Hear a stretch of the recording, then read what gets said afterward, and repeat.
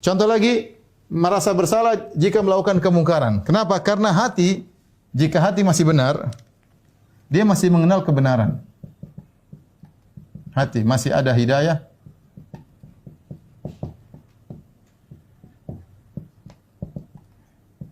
Maka dia peka dengan kemungkaran. Dia tahu ini salah. Sebaliknya, ya, hilang kepekaan terhadap kemungkaran. Hilang kepekaan dalam kemungkaran. Sudah jadi hal yang biasa. Ya. Maksiat jadi hal yang biasa. Dia meninggalkan kewajiban santai saja, dia melakukan maksiat santai saja. Ini jadi masalah. Oleh karenanya Nabi bersabda dalam hadis, innal abda idza sungguhnya seorang hamba jika melakukan kemungkaran nukitat fi qalbi nuktatun sauda, maka diberikan titik hitam dalam hatinya. Kalau dia terus bermaksiat terus hatinya hitam sampai tertutup. Itu yang disebut dengan ran. Kalla bal rana ala qulubihim. Sungguhnya hati mereka tertutup dengan ran, yaitu hitam sudah meliputi hati mereka. Kalau sudah hitam meliputi hati mereka, maka susah. Kemungkaran dia anggap biasa, kemaksiatan dia anggap biasa, meninggalkan maksiat dia meninggalkan kewajiban dia anggap biasa, melakukan maksiat dia anggap biasa. Dan ini yang kita khawatirkan zaman sekarang ini. Terlalu sering, ya, oleh karena seorang yang selalu melakukan maksiat terbiasa. Jadi kecanduan bahkan dianggap biasa, tidak merasa pilu hatinya sama-sama sekali. Seperti kita contoh sekarang, kita sebanyak di antara kita hidayah ini hilang. Contoh melihat aurat wanita yang terbuka di medsos. Seharusnya kita tahu itu maksiat. Seharusnya kita melihat seorang terbuka, kemudian terlihat sebagian dadanya, terlihat sebagian betisnya. Harusnya kita merasa, aduh ini kenapa saya lihat. Tapi karena terbiasa, hitam lagi di hati kita, hitam. Untuk poin ini kita merasa biasa dan tidak merasa dosa sama sekali. Bahkan untuk istighfar kepada Allah saja enggak. Kenapa? Saking biasanya. Wa'udzubillah ya. Ya, oleh karenanya hati-hati ya. Dan itu bahaya karena sering terbiasanya. Makanya Ibnu Qayyim rahimahullah, seperti orang meninggalkan salat, meninggal sekali, mungkin sedih, kedua gelisah, lama-lama terbiasa. Maksiat minum khamar sekali merasa takut, lama-lama biasa, enggak ada masalah. Jadi seakan-akan hal yang biasa sampai hatinya tertutup, dia tidak merasa berdosa. Kalau orang punya iman, dia melakukan maksiat, dia pasti masih berdosa, bertobat ya Allah. Meskipun dia melakukan lagi, berarti dia masih ada hidayah dalam hatinya. Tapi kalau saya melakukan maksiat berulang-ulang dan dia nyaman-nyaman saja, ini berarti hidayah telah dicabut dari hatinya. Contoh, seorang suka berdusta. Apa kata Nabi sallallahu alaihi wasallam? Wa la yazalul 'abdu yakdzib wa yataharral kadzib hatta yuktaba indallahi kadzdzaban. Ada seorang hamba suka berdusta, bahkan dia sengaja untuk berdusta, taharra yaitu sengaja untuk melakukan dusta.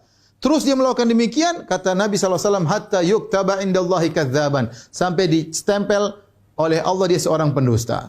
Kalau dia sudah stempel pendusta, dusta itu biasa bagi dia, makan sehari ngomong dusta sana, ngomong dusta sini. Kita kadang lihat heran, ini orang enggak malu dusta. Dia sudah enggak malu. Kenapa? Karena sudah terstempel oleh Allah pendusta. Kita yang lihat mungkin aneh.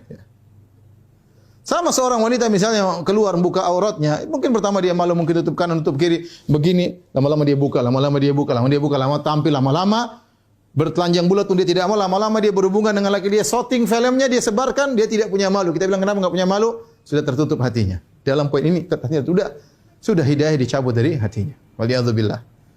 Ya. Sama meninggalkan kewajiban ya. Ya.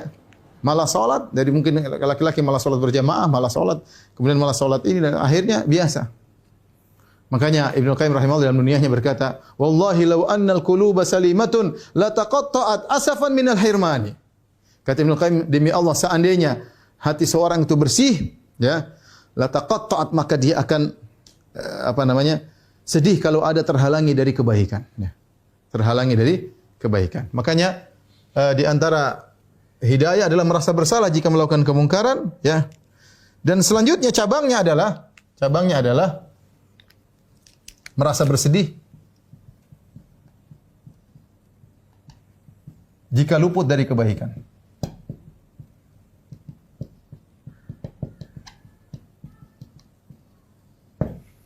Lawannya, ya. Sebaliknya, tanda ciri dicabut hidayah, santai-santai saja meskipun luput dari kebaikan.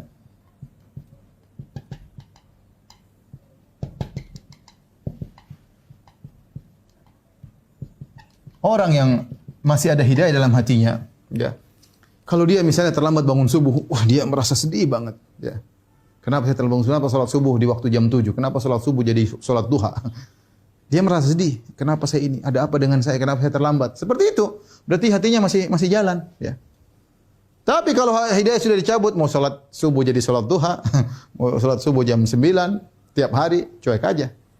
Enggak masalah. Bahkan kalau imannya lebih tinggi, dia tidak salat malam, dia sedih. Kenapa saya tidak salat malam hari ini? Ada sesuatu yang hilang dari dirinya. Berarti hatinya masih bersih. Walau annal quluba wallahi law annal quluba salimatun la taqatta'at asafa minal hirman. Kata Ibnu Qayyim rahimahullah taala, demi Allah kalau hati seorang itu bersih, maka dia akan tercabik-cabik jika dia terhalangi dari kebaikan. Dan ini dalam banyak hal, seperti ada kesempatan untuk berbakti kepada orang tuanya. Terus dia tidak bisa bantu orang tuanya, dia sangat sedih. Pintu kebaikan tidak bisa dia masuki. Ada halangan, ada ini, ada ini. Tapi kalau orang hatinya sudah mau orang tuanya mau ini, dia cuekin aja, ya, cuekin aja. Berarti hidayah telah dicabut dari hatinya, ya.